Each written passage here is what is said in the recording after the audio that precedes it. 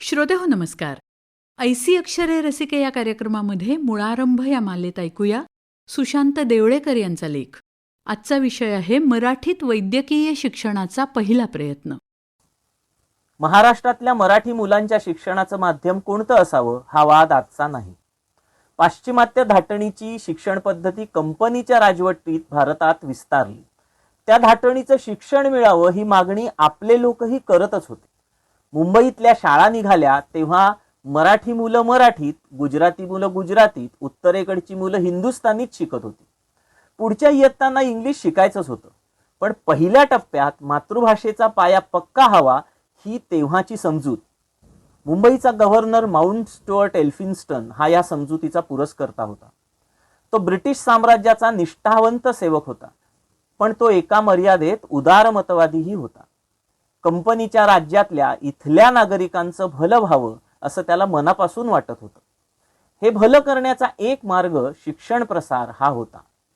एल्फिन्स्टनच्या मते हे शिक्षण होतं पाश्चिमात्य ज्ञानविज्ञानाचं, पण ते द्यायचं होतं ते एतद्देशीयांच्या भाषात.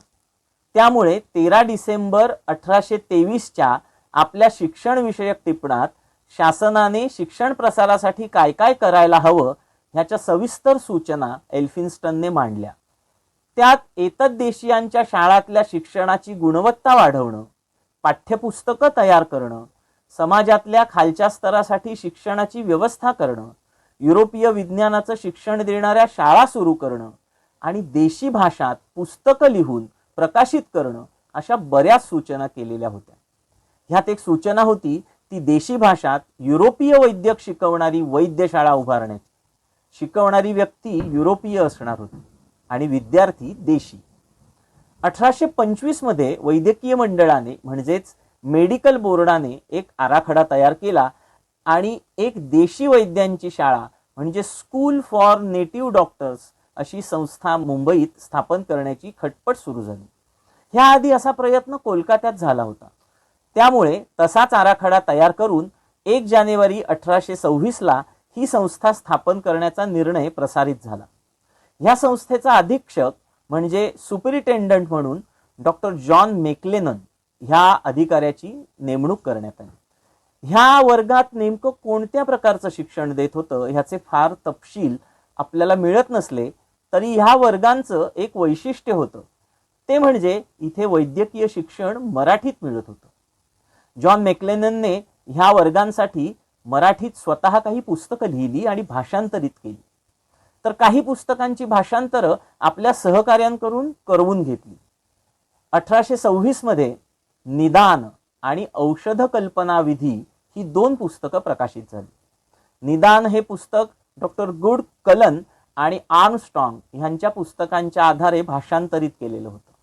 त्यात वैद्याने रोगनिदान कसं करावं ह्याविषयीची माहिती दिलेली होती. औषध कल्पना विधी हे इंग्लिशेतल्या मटेरिया मेडिका ह्या संज्ञेचं भाषांतर आहे. ह्या पुस्तकात विविध आजारांवर कोणकोणती औषधं देता येतात ते समजावलेलं होतं. नंतरचा गव्हर्नर माल्कम हा एल्फिन्स्टनच्या कल्पनेचा पुरस्कर्ताच होता. त्याने ह्या वैद्यशाळेला पाठिंबा दिला. पण अडचणीही होत्या. वैद्यकीय शिक्षण भारतात देता येईल का अशी शंकाही उपस्थित करण्यात आली. माल्कम नंतरच्या क्लेअर ह्या गव्हर्नरने ही शाळा बंद केली.